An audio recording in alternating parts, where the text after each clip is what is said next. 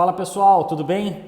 Nesse vídeo eu quero dividir mais uma experiência minha, mais uma experiência que não deu certo.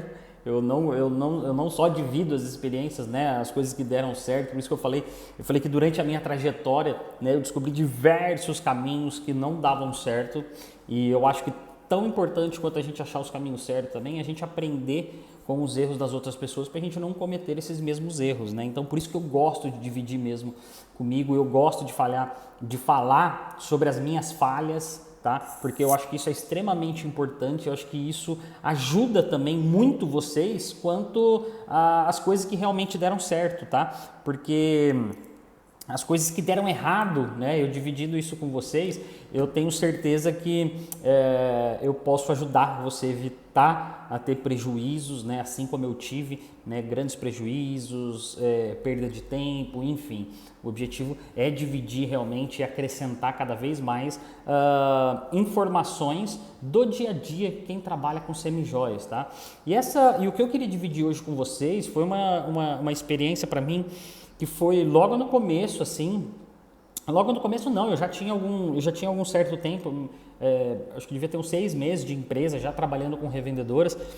E isso me fez, assim, foi o dinheiro mais rápido que eu perdi na minha vida, assim, sabe? Tipo, as pessoas falam que, eu até brinco, né, que falei assim, nossa, parece igual um jogo, né, um cassino. Eu falei, cara, eu nunca vi tão rápido eu perder 6 mil reais assim, tão rápido na minha vida, né? E eu não esperava isso. E eu acho legal dividir isso daqui com vocês, porque às vezes para quem está começando, para quem tem um capital pequeno, né? Isso daí pode fazer quebrar o seu negócio, literalmente quebrar o seu negócio, tá? Então a gente tem que tomar muito cuidado com isso, eu comecei trabalhando com revendedoras, meio que por acaso, né? Eu tinha era manicure da minha irmã, ela se ofereceu para ser minha revendedora na época, e aí começou a indicar uma, começou a indicar outra, enfim. E aí eu tava lá na época eu devia ter umas 8, 10 revendedoras, tá? E a minha marca começou a ser difundida, as pessoas começaram a conhecer, enfim, e aí chegou uma pessoa através do nosso Instagram, conheci vocês no Instagram, eu sou aqui de Rio Preto também, era daqui da minha cidade, e aí ela queria ser revendedora, que ela tinha uma amiga dela, revendia, e que era uma revendedora nossa mesmo, que ela comprou dessa amiga dela e ela achou interessante e ela estava precisando ter uma renda extra, enfim, ela estava com um filho pequeno, o marido estava desempregado, ela estava precisando muito trabalhar. Marquei a conversa com ela, fui conversar, nós conversamos, o marido dela foi junto, até o filhinho dela estava junto, tudo certo. E só que é o seguinte, eu não tinha nenhum processo bem definido, eu não tinha uma estratégia de contratação, eu não tinha nenhum meio de me precaver contra possíveis, como que eu posso falar, contra golpes, vamos dizer assim, né? Eu realmente conhecia as pessoas, geralmente eram pessoas que vinham de indicação, eu conversava e realmente eu ia muito pro lado humano, né, da pessoa. E quando eu conversei com ela, poxa, filho pequeno, o marido está desempregado, nós conversamos, o marido dela foi junto, falou bastante que eles iam pegar aquilo realmente para até ele achar um emprego, eles iam trabalhar forte naquilo, e enfim. Só que eu tinha um receio, óbvio, de não entregar já uma quantidade de peças grandes, né? Então eu entregava um valor menor até para eu sentir a pessoa, né? Eu sempre trabalhei dessa maneira. E aí na época eu lembro que eu entreguei cerca de 3 mil reais para ela, né, de peças, e em 10 dias ela já me ligou, falou que já tinha vendido metade daquele mostruário e que se eu não podia fazer, né, já repor aquilo lá, repor um pouco mais e ela continuar com o estoque que ela tinha, né? Eu tinha entregado acho que 3 mil, ela tinha vendido 1.500, tinha sobrado 1.500. E ela perguntou se ela não podia pegar mais peças. E aí, pelo acerto foi bom, ela estava empolgada, que ela queria vender mais, enfim. Ela fez o acerto, eu fui lá fazer o acerto com ela fez o acerto, pagou direitinho, tudo certo, sem nenhum problema. E aí eu falei, pô, bacana, né? Uma pessoa bacana que realmente está precisando, eu tenho que investir, né? E aí ela tinha esses R$ 1.500 em peça, eu entreguei mais cerca de 3.500, mais R$ 4.000 em peça, eu não lembro exatamente, mas entreguei mais um valor bem maior para dar para ela trabalhar, porque eu falei, pô, se com 3.000 ela já vendeu 50% em 10 dias, né? Eu acho que é uma pessoa que tem um potencial bacana. E aí ela ganhou minha confiança. E aí eu fui e aumentei a quantidade de estoque, enfim, ela estava com R$ 6.000 em média, tá? Eu não me lembro exatamente o valor, mas era 6.000 e pouquinho reais em peça. E aí eu conversando com ela direto, ela, não, tá vendendo bem, tá vendendo, mas agora eu tenho mais peça, eu vou organizar um bazar com umas amigas. Ok. Chegou no dia da gente fazer o acerto, eu falando com ela, eu comecei a ligar para ela e não conseguia falar com ela. E aí ela me disse que ela teve um problema de família, que não poderia fazer o acerto naquela semana, se eu poderia fazer na semana que vem. Eu falei, ok, não tem problema algum, na semana que vem a gente volta a conversar. Na outra semana eu começo a ligar para ela, não consigo falar, na outra semana também não, na outra semana, enfim, eu fiquei 10 dias sem conseguir falar com ela. E aí tentando ligar no celular dela, no celular do marido dela, enfim, nunca mais tive contato com essa pessoa, né? Ela simplesmente desapareceu. Eu não tinha nota promissória, eu não tinha contrato, eu não tinha absolutamente nada. Eu sabia só onde ela morava. E foi quando a minha supervisora, tinha uma supervisora na época, foi até a casa dela, né, tocou a campainha, ela morava num prédio, tocou a campainha, não conseguiu mais falar com essa pessoa, enfim, esse ser humano desapareceu. Então, assim, o que eu digo? E para mim foi um choque realmente muito grande, porque R$ 6.000 em peça é muita mercadoria, E isso me fez, assim, dar uma boa desanimada, sabe?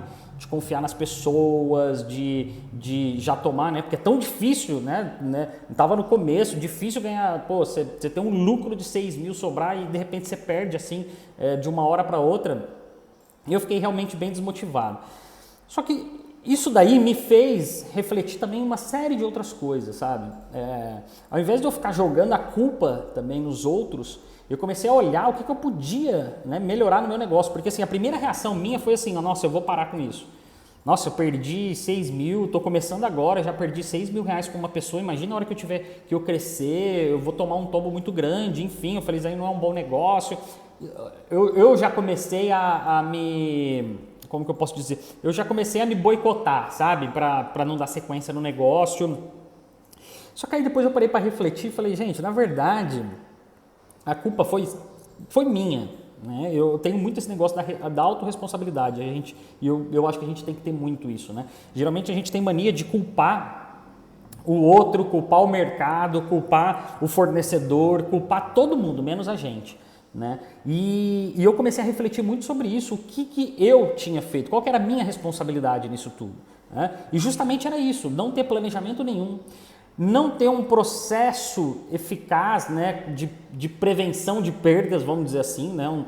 Depois eu até montei um sistema de prevenção de perdas, que era justamente isso, prevenção de perda de peça, prevenção de perda de revendedoras, montar realmente um programa para a gente pensar no pior que pode acontecer e a gente estar preparado para isso. E eu vi que assim, eu fui extremamente ingênuo, né? Porque assim, eu não peguei uma nota promissória dela, eu não fiz um contrato, gente, eu não conversei com absolutamente nada. Então assim, e depois eu fui descobrir com outras empresas, né? Eu fui conversando com outras pessoas para ver se eu chegava até essa pessoa, e eles tinham me falado que ela já tinha dado esse golpe em algumas outras empresas de semijoia. Né? Então, existem sim pessoas que estão no mercado, a maioria, graças a Deus, a maioria das pessoas são bem intencionadas, né? Mas existe aí uma minoria extremamente mal intencionada que podem prejudicar o nosso negócio. Mas a partir do momento que você tem um plano de ação bem feito para você se prevenir esse tipo de gente, as coisas se estabilizam, né? Você fica mais tranquilo. E foi o que aconteceu comigo.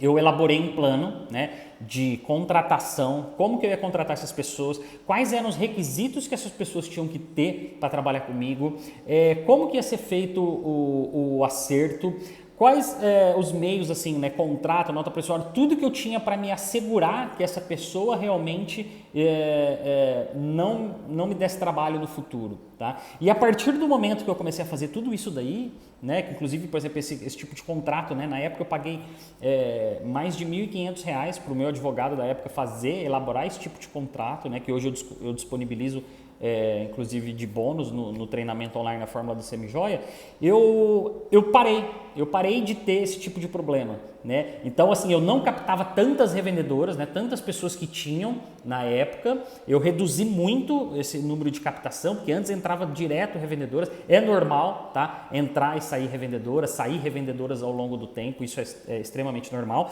mas eu comecei a tomar medidas e ações para me prevenir desse tipo de golpe, tá? Então, isso daí que eu queria dividir com vocês realmente, que essa minha experiência aí que foi muito ruim e que pessoas que tenham, por exemplo, mesmo pessoas que já estão com capital bom, né, que já tem um faturamento bom, gente, qualquer tipo de rombo, prejuízo é prejuízo, é ruim. Então, agora você imagina para uma empresa que está começando, né? Às vezes você está começando lá, você montou o seu primeiro mostruário com a sua primeira revendedora, né? Ou sua segunda lá, sei lá, e você toma um tombo desse, né? Isso daí é mais do que motivo para você desistir, para você largar tudo. Então, o que eu queria te dizer, assim, trazer essa parte da autorresponsabilidade. O que nós podemos fazer para prevenir esse tipo de perda com revendedora, né? E como a gente pode ter munições, né? Eu digo ferramentas para que você não tenha uma experiência, por exemplo, como essa que eu tive, tá? Então, esse é o recado que eu queria dar para vocês, que é um mercado, sim, muito bom, revendedoras é um meio, é um canal de vendas muito legal, porém, assim como tudo, a gente tem que ter sempre um plano de ação e um planejamento muito bem definido, tá bom? Tome muito cuidado na hora de você contratar suas revendedoras. É um bom negócio? A maioria das pessoas tem boas intenções, sim, porém, nós temos que saber nos prevenir de possíveis